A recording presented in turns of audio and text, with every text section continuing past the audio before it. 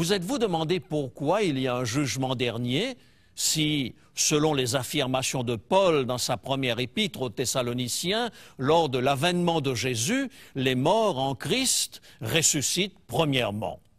S'ils sont morts en Christ et qu'ils ressuscitent premièrement, c'est qu'ils sont déjà jugés dignes du salut. S'agirait-il donc d'une erreur de Paul? Absolument pas, car Jean confirme cette vérité dans Apocalypse chapitre 20.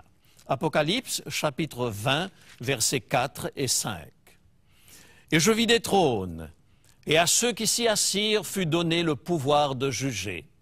Et je vis les âmes de ceux qui avaient été décapités à cause du témoignage de Jésus et à cause de la parole de Dieu, et de ceux qui n'avaient pas adoré la bête, ni son image, et qui n'avaient pas reçu la marque sur leur front et sur leurs mains.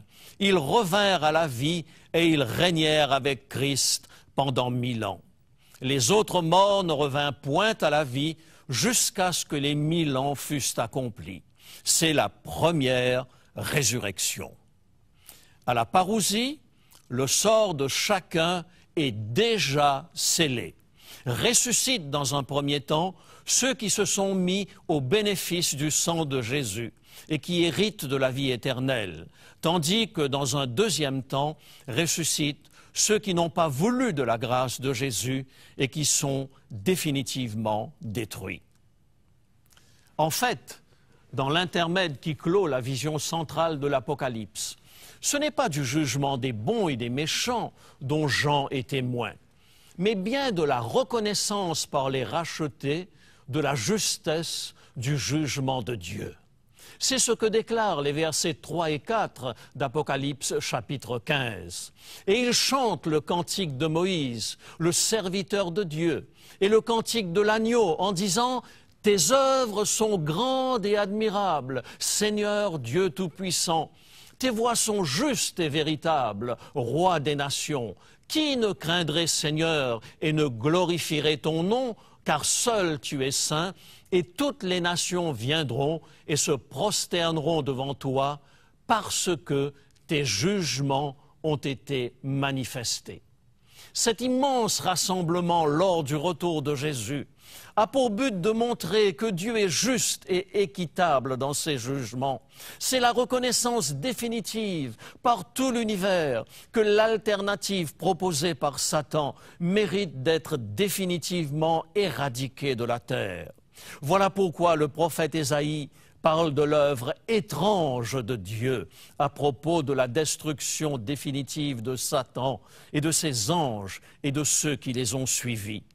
Et comme pour confirmer que seul le projet de Dieu et les principes qui régissent son royaume sont viables, Jean voit s'ouvrir, au moment où s'achève la vision centrale, le temple du tabernacle du témoignage dans le ciel. Le témoignage, ce sont les 2 tables de la loi. Exode 31, verset 18. Le tabernacle, c'est la tente qui abritait l'arche de l'Alliance dans laquelle se trouvaient ces 10 commandements. Voici en quels termes un auteur du siècle dernier raconte la fin de la tragédie du péché. La grande tragédie est terminée. Le péché et les pécheurs ne sont plus. L'univers est purifié. Dans l'immense création, tous les cœurs éprouvent la même allégresse. Des ondes de vie, de lumière et de joie jaillissent du trône du Créateur, envahissent les derniers recoins de l'espace infini. De l'atome le plus imperceptible aux mondes les plus vastes, tant des êtres animés que des objets inanimés s'élèvent par la voix de leur beauté incomparable et de leur joie sans mélange, un cantique d'allégresse proclamant que Dieu est amour. Cher ami, Jésus nous dit dans le message d'espérance du livre de l'Apocalypse, « J'ai vaincu Satan. Tout pouvoir m'a été donné dans le ciel et sur la terre. Je t'offre le salut gratuitement. Choisis aujourd'hui de me donner ton cœur, afin que le jour où je reviendrai, tu sois pour toujours avec moi dans la demeure que j'ai préparée à ton intention, un royaume où la paix et l'amour seront éternels. Voulez-vous vous joindre à moi pour dire à Jésus, maintenant même, tandis que nous prions, que vous acceptez son offre de salut? Prions ensemble. Notre Dieu, notre Père, tu as ouvert nos yeux sur ton projet d'amour contenu dans le message de l'Apocalypse. Nous avons compris que tu nous as aimés et que tu veux notre bonheur. En cet instant, nous voulons accepter ta grâce et ton pardon au nom de Jésus. Amen.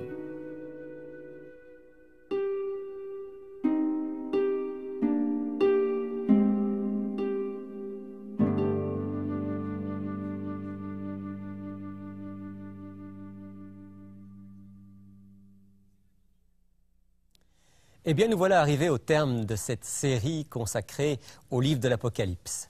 Oh, bien entendu, José n'a pas pu aller dans tous les détails et vous permettre de découvrir l'ensemble du message de l'Apocalypse. Mais j'ai une proposition à vous faire si vous voulez aller plus loin. Notre offre du jour est un livre de grande valeur intitulé « Le cri du ciel ». Écrit par Jacques Doucan, il vous permettra d'étudier, chapitre par chapitre, presque verset par verset, l'ensemble du livre de l'Apocalypse. Pour l'obtenir, c'est très simple. Vous nous écrivez, vous nous téléphonez, vous nous envoyez un courriel. Pour seulement 15 $, vous recevrez votre exemplaire du livre « Le cri du ciel ». Alors n'hésitez pas, je suis persuadé que votre lecture sera un enrichissement. Bonne lecture et à bientôt. Pour demander l'offre du jour, composez maintenant le 514-729-3515 pour la région de Montréal ou utilisez notre ligne sans frais 1-866-729-3515 si vous êtes de l'extérieur de Montréal. Il est possible que toutes nos lignes soient occupées au moment de votre appel. Dans ce cas, composez à nouveau. Mentionnez clairement le titre de l'offre demandée et parlez lentement afin que nous puissions bien noter vos noms, adresses et numéros de téléphone. Je vous rappelle que vous pouvez vous procurer pour une somme modique les DVD, cassettes vidéo et audio de nos émissions. Vous pouvez aussi nous écrire à l'adresse qui apparaît sur votre écran. Il est écrit Case postale 99, succursale Rosemont, Montréal, Québec, H1X 3B6. Nous vous invitons également à consulter notre site web au www.ilétécrit.tv. Mes amis, il est temps de nous quitter maintenant. Mais d'ici la semaine prochaine, souvenez-vous, il est écrit, l'homme ne vivra pas de pain seulement, mais de toute parole qui sort de la bouche de Dieu.